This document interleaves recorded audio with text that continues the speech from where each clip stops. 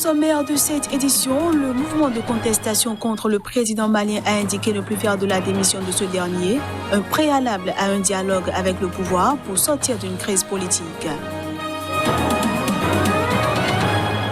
Au moins 81 personnes ont été tuées en Éthiopie après que la mort d'un chanteur populaire ait déclenché d'énormes protestations dans la région d'Oromia.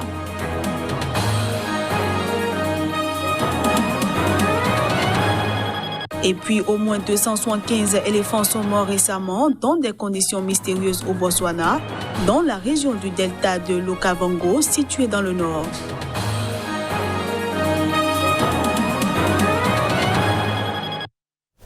Nous sommes le 2 juillet et c'est un plaisir de vous retrouver à toutes et à tous. Bienvenue.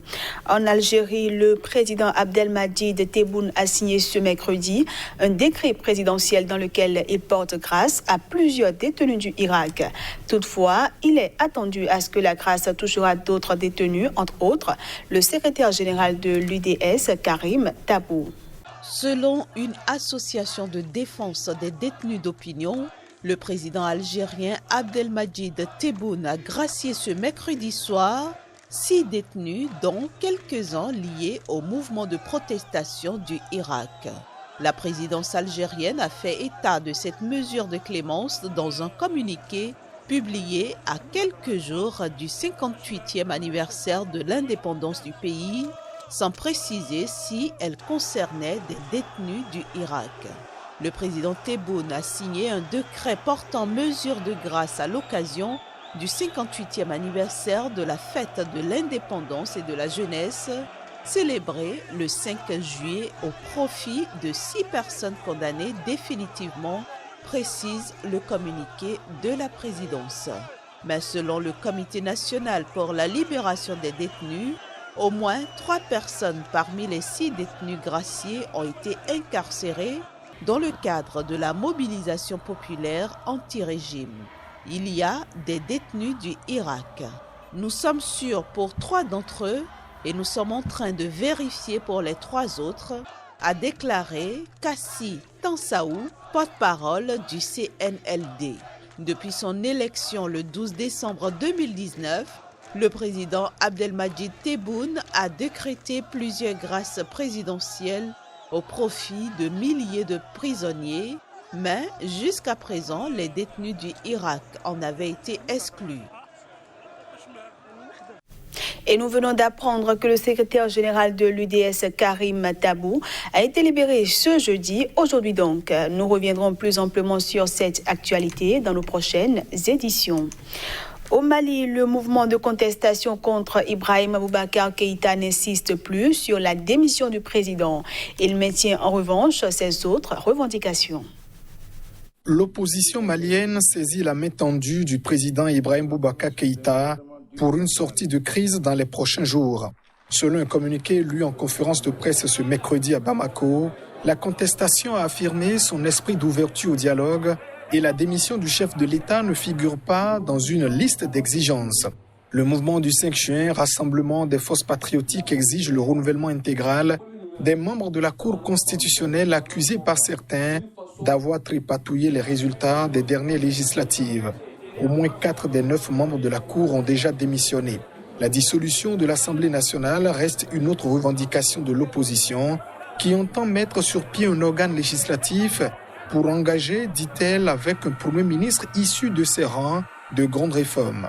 Mouvement du 5 juin, Rassemblement des forces patriotiques se réserve le droit légitime à la désobéissance civile mais pacifique. Il appellera à une nouvelle manifestation le 10 juillet prochain, a dit aux journalistes l'un de ses leaders, Choguel Maïga. Celui qui passe pour le chef de file de la contestation, l'imam Mahmoud Diko, personnalité religieuse très écoutée, a œuvré pour que le mouvement renonce à un tel préalable, a-t-on appris dans son entourage. Lui-même, bien qu'ardent contempleur du pouvoir, ne demande pas publiquement le départ du président Ibrahim Boubacar Keïta. Des Éthiopiens ont défilé dans les rues d'Addis Abeba après la mort d'un chanteur populaire du plus grand groupe ethnique du pays. Après 2 jours de manifestation, 81 personnes sont mortes. Au moins 81 personnes, dont 3 membres de la force de police spéciale de l'Oromia, ont été tuées en Éthiopie en 2 jours de manifestations déclenchées par la mort d'un célèbre chanteur de l'ethnie majoritaire Oromo et marquées par des violences communautaires.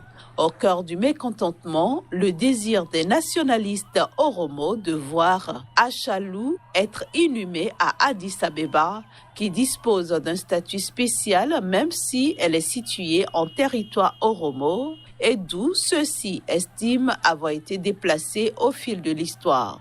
Le chanteur Achalou Ondessa, dont les tests très politiques exprimaient les frustrations des Oromo, qui se sont longtemps estimés marginalisés économiquement et politiquement, a été tué par balle lundi soir à Addis Abeba.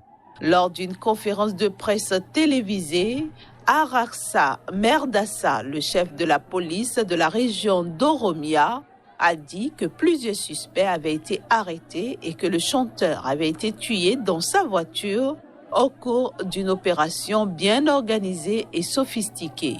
Le but, selon lui, était de plonger le pays dans le chaos. Dans son allocution télévisée ce mardi soir, Abiy Ahmed n'a pas nommé ceux qu'il visait en dénonçant l'assassinat de l'idole de la jeunesse Oromo. Le meurtre de ce dernier, a-t-il dit, a été commis et inspiré par des ennemis intérieurs et étrangers dans le but de déstabiliser la paix et nous empêcher de terminer les choses que nous avons commencées. Le corps de Achalou Ondessa a été rapatrié dans sa ville natale d'Ambo, où ses obsèques sont prévues ce jeudi. Je le disais en titre, au moins 275 éléphants sont morts récemment dans des conditions mystérieuses au Botswana, dans la région du delta de l'Okavango, très prisée des touristes. Selon le gouvernement, personne ne sait pourquoi les animaux meurent et les résultats des analyses de laboratoire sur les échantillons ne seront pas disponibles avant plusieurs semaines.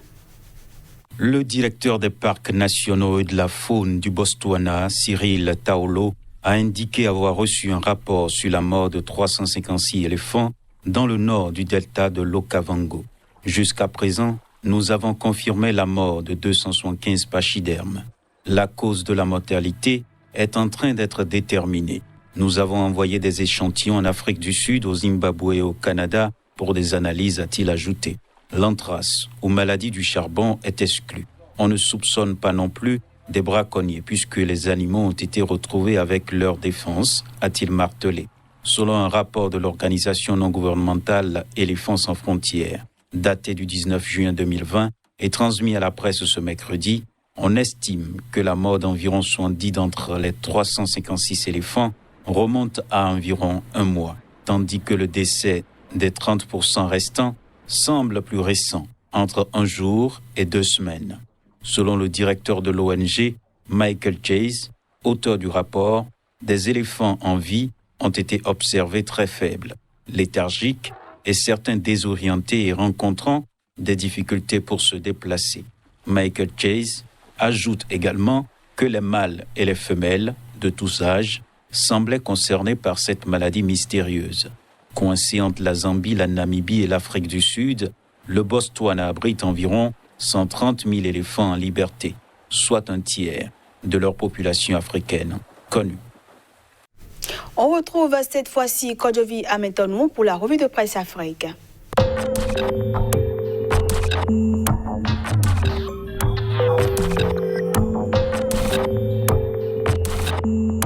Bonjour à toutes, bonjour à tous et bienvenue dans cette revue Afrique. Le nouveau courrier sur la situation socio-politique explosive en Côte d'Ivoire publie les sévères avertissements d'un homme de Dieu. L'homme prévient que la sentence sera sans mesure aussi bien pour les religieux que les acteurs politiques.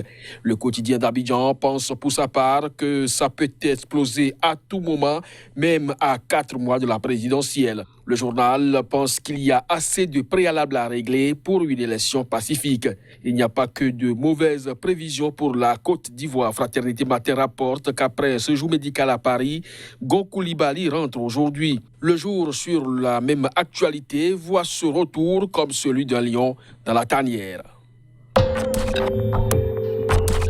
Détérioration du climat politico-social, écrit le Guido au Mali. Le gouvernement aussi serait coupable que la Cour constitutionnelle. Le pays publie l'offre politique en 8 points qui sera soumise au président Ibeka pour une sortie de crise. Pour une sortie de crise, Ibeka propose, selon le reporter MAG, la dissolution de l'Assemblée nationale, la Cour constitutionnelle et la formation d'un gouvernement d'union dont le chef viendrait du M5 RFP. La lettre du Mali publie la position de Sarmoy Boussanga sur la possible démission d'Ibeka réclamée par les contestataires. Ce sera l'impasse qui fera mourir le M5, pense-t-il. Cette dernière partie de la revue sera consacrée aux informations de dernière minute. Et c'est Liberté au Togo qui nous informe qu'il s'est tenu une grande réunion de crise à la primature sur le pétrole gate. Le quotidien numérique informe pour sa part qu'il y a un collectif au Burkina Faso qui réclame le retour au pays de l'ancien président Blaise Compaoré. Toujours au Burkina Faso, le quotidien nous informe que le report du Hajj 2020 rend difficile la situation aux agences de voyage.